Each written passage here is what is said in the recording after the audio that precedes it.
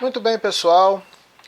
Nossa disciplina de Filosofia, Antropologia e Ética, a gente vai fazer aqui uma revisão geral do nosso conteúdo, apontando os principais tópicos daquilo que nós estudamos ao longo do período em sala de aula e nas nossas aulas remotas, evidentemente.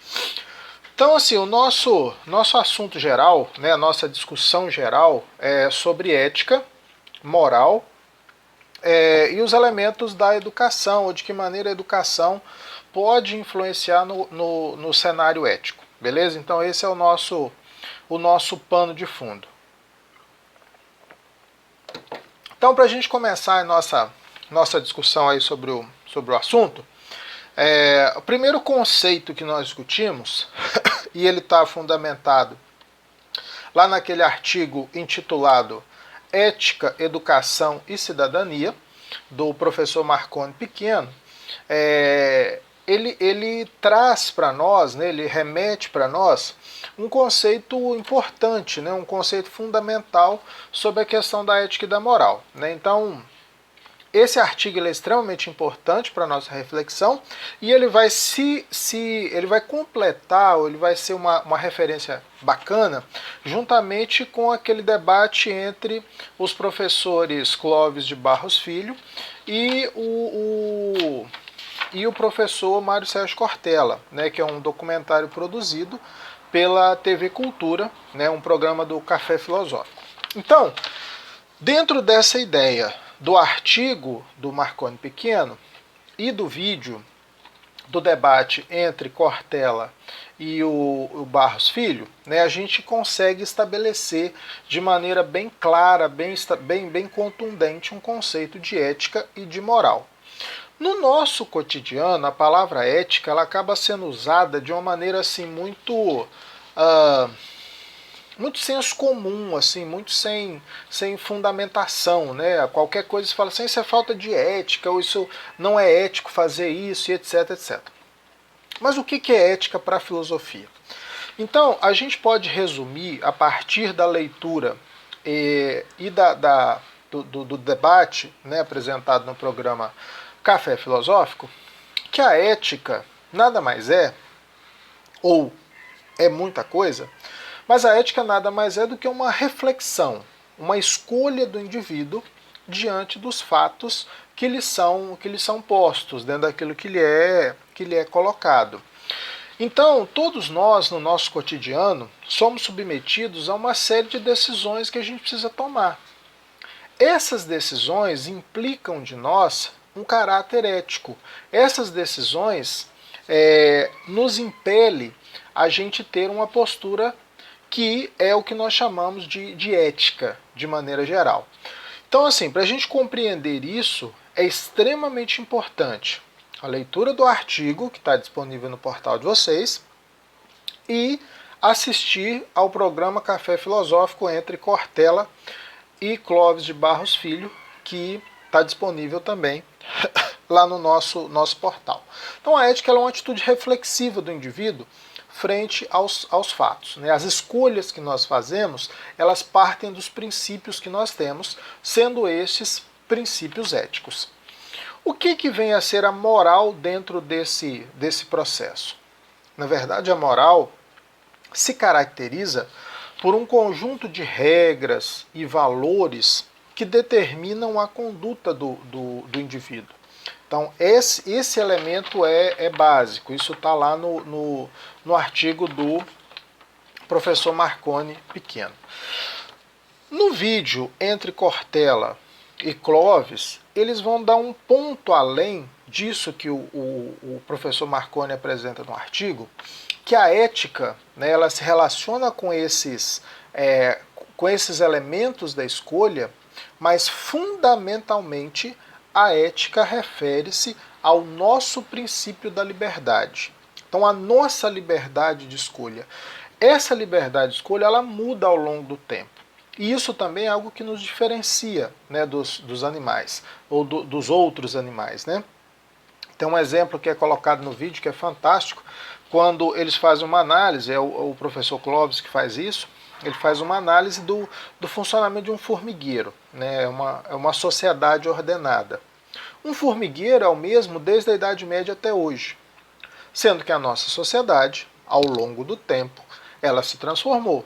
Ou seja, as nossas escolhas, elas são capazes de transformar, elas são capazes de mudar a sociedade. Então, as nossas escolhas configuram-se um padrão ético da sociedade. Então, a nossa liberdade de escolha é o que vai definir a ética de uma determinada sociedade.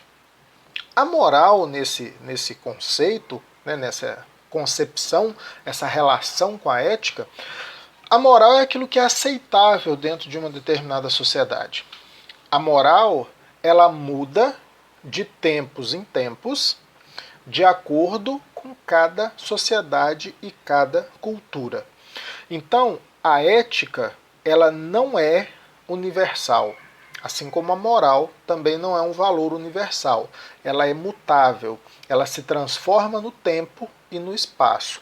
Ela tem características diferentes em cada sociedade e em cada cultura, partindo diretamente dos valores de uma determinada coletividade. Então, esses são os princípios básicos do pensamento ético.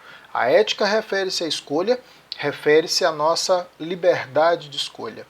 A moral refere-se aos valores que nós escolhemos dentro de uma determinada sociedade. Poderíamos citar aqui mais uma vez, como exemplo, a questão da escravidão. No Brasil, até o século XVIII, né, aproximadamente, 17 para o século XVIII, a escravidão era tida como um ato normal dentro da sociedade. É claro que haviam vozes abolicionistas, mas para aquela sociedade, para aquele momento, a escravidão era entendida como um elemento natural, era algo aceitável dentro daquela sociedade. Ou seja, dentro da moral daquela sociedade, era tido como um ato aceitável. Hoje, independentemente da concepção política, religiosa, ideológica, qualquer que seja a linha de pensamento do indivíduo, não é regra, não é aceitável a escravidão como um valor moral na nossa sociedade. Então vejam que a moral, assim como as escolhas que nós fazemos, elas se transformam no tempo, elas mudam no tempo. Então essas questões, elas são extremamente importantes para a discussão que nós precisamos estabelecer dentro de um princípio da ética e da moral. Então, sobre o primeiro artigo e a produção, né, do vídeo é esse. Aí tem um outro ponto que é importante a gente mencionar, que é o papel da educação. Nós estamos aqui falando para educadores, nós estamos em cursos de licenciatura. História, letras, pedagogia. Qual é o papel da educação nesse cenário? A escola é só para transmitir o conhecimento? A escola é uma mera reprodutora de conhecimento? Não.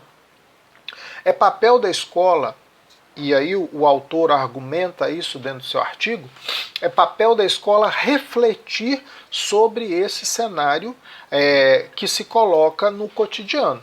Então a escola, enquanto instituição, ela tem um papel de refletir sobre os valores que são estabelecidos na sociedade. Pensar esses valores, pensar de que forma esses valores chegam até os nossos estudantes. E a partir daí, a escola tem uma contribuição ética, ou seja, no sentido de refletir sobre as escolhas, no sentido de refletir sobre a liberdade do indivíduo. E além disso, a escola tem como papel reproduzir ou discutir valores que vão contribuir com a concepção moral. Então, por exemplo, quando a gente fala das liberdades individuais, a garantia de liberdade de expressão, liberdade de crença, liberdade de opção de sexualidade, ou qualquer assunto relacionado às liberdades individuais, a escola é um dos melhores espaços para se discutir essa liberdade e, sobretudo, valorizar as liberdades individuais, que são um elemento da nossa moral, da sociedade desse tempo, né, da sociedade desse século. Vivemos uma sociedade democrática e plural. E a escola tem como fundamento fazer uma discussão importante sobre esse elemento. Então, nesse sentido, a escola, a educação, a partir da instituição escolar, ela tem um papel crucial de refletir sobre esses valores. E isso contribui diretamente para a formação de algo que nós chamamos de cidadania. Então, quem que é o cidadão?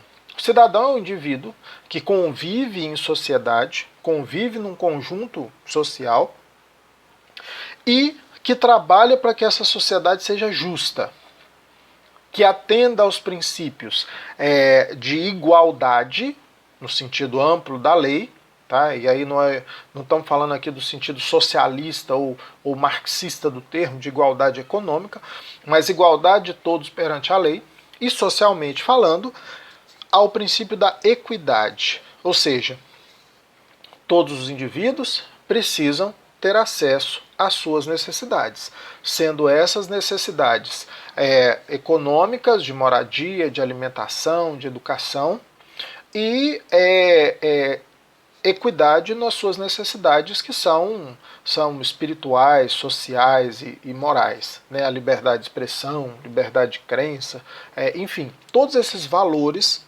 precisam ser mensurados dentro de uma sociedade. A partir daí a gente chegaria naquilo que a gente chama de uma sociedade justa e igualitária dentro dos princípios da lei. Beleza? Então essa é a ideia fundamental. E isso está descrito lá no artigo Ética, Educação e Cidadania, que é um elemento fundamental para a nossa base de leitura. Então esses dois elementos aí a gente tratou, né? Nossa questão das escolhas, a ética, o conceito de ética, o conceito de moral, e como isso se firma, como isso se estabelece dentro da educação. Esses princípios a gente precisa ter bem estabelecidos dentro do cronograma daquilo que está disposto lá no portal de vocês, o que vocês podem trabalhar e etc. Pois bem, para a gente tentar finalizar essa ideia e não delongar muito o nosso assunto, a gente fecha com um artigo da professora Lívia Cane, intitulado O Projeto Educativo Emancipatório de Boaventura de Souza Santos e o Resgate da Memória, múltiplos olhares de uma educação humanística a partir do ensino da ditadura militar. Só o título é quase um livro, mas vamos seguir. O que é crucial nesse texto, nesse artigo que eu coloquei como leitura obrigatória? Ora, o ponto fundamental nesse elemento é a gente pensar o papel da memória como um elemento de rediscutir, de reviver valores e a partir daí se discutir princípios éticos e morais, evidentemente, dentro da educação. E aí a autora usa como pano de fundo a questão da ditadura militar, que de certo modo permeia todas as disciplinas, todos os cursos nos quais nós estamos envolvidos. Então vamos pensar um pouquinho dentro dessa perspectiva. Tá? Como ela coloca a questão da valorização da memória? Ora, quando a gente fala de uma ditadura, por exemplo, a gente tem inúmeras sequelas na sociedade, inúmeros problemas dentro da sociedade. E aqui não é nosso intuito fazer uma discussão sobre ditadura militar, mas poderíamos destacar, dentre outros elementos, a censura, que quebra uma garantia fundamental, né, que é a da liberdade de expressão.